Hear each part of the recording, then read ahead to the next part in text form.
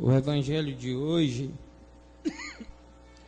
ele quer nos despertar para uma realidade que nós vivenciamos.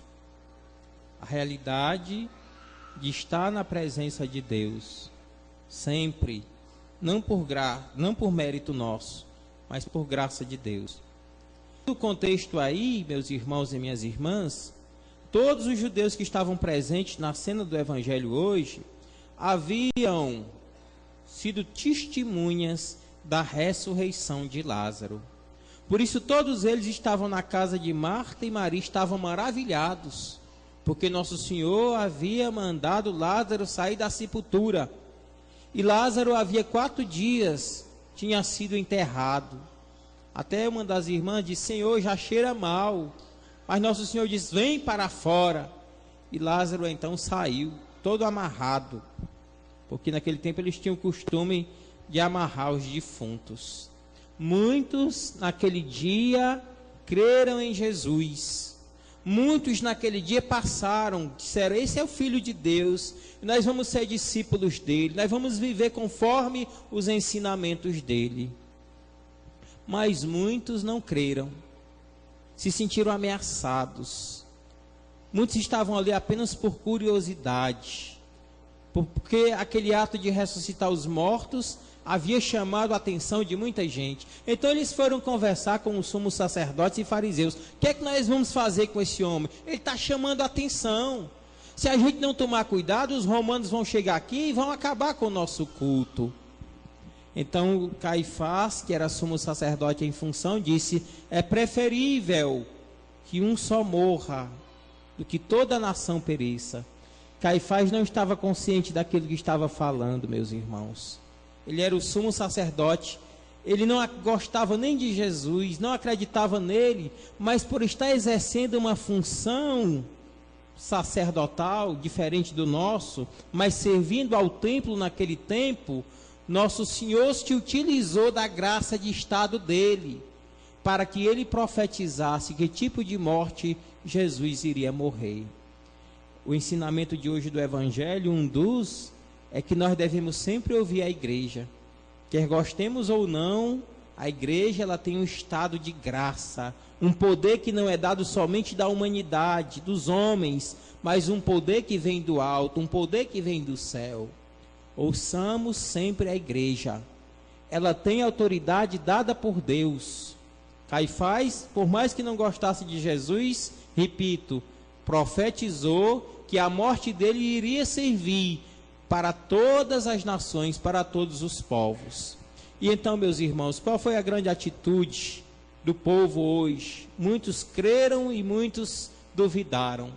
E nós, durante essa Semana Santa que está chegando, qual será a nossa atitude do coração?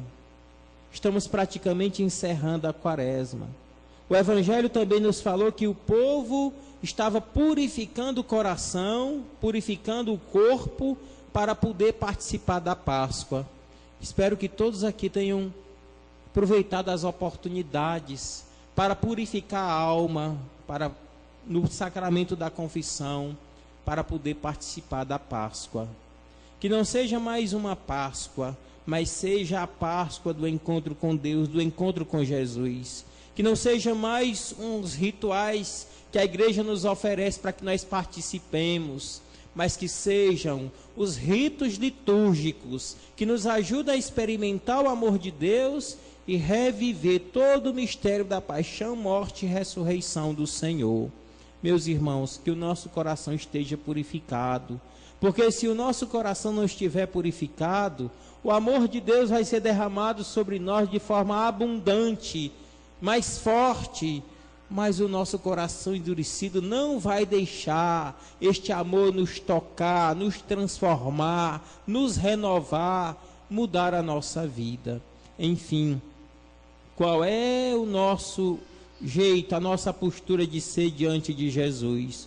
Como alguém que vê, crê e adere ao ensinamento dele, ou como alguém que vê, acha bonito, mas não é capaz de aderir ao ensinamento de Jesus, porque não tem fé? É muito importante, meus irmãos e minhas irmãs, que exatamente neste tempo que nós vamos começar amanhã, o tempo mais alto, o tempo mais importante da vida da igreja, nós expressemos a nossa fé. Eu tenho muita pena de quem não tem fé, especialmente neste tempo, porque quem não tem fé não acorda cedo para viver a procissão dos ramos. Quem não tem fé, não tem a semana que nós vamos começar amanhã como uma semana santa, mas apenas como um feriado grande. Quem não tem fé não participa da ceia do Senhor, da cerimônia do lava-pés. Quem não tem fé não faz a vigília, aquela vigília que nosso Senhor pediu, vigiai comigo ao menos 1 hora. Quem não tem fé não beija a cruz com o coração agradecido pela morte do Cristo, que morreu de amor por nós. Quem não tem fé não participa da vigília pascal, dorme na vigília pascal. Quem não tem fé não acorda domingo de manhã com o espírito pascal de alegria pela ressurreição do Senhor. É muito triste quem não tem fé. Que nosso Senhor aumente a nossa fé de uma maneira muito especial, para que ao contemplar todo esse mistério, que nós vamos começar a reviver amanhã, nós olhemos com o olhar e com o coração de quem tem fé.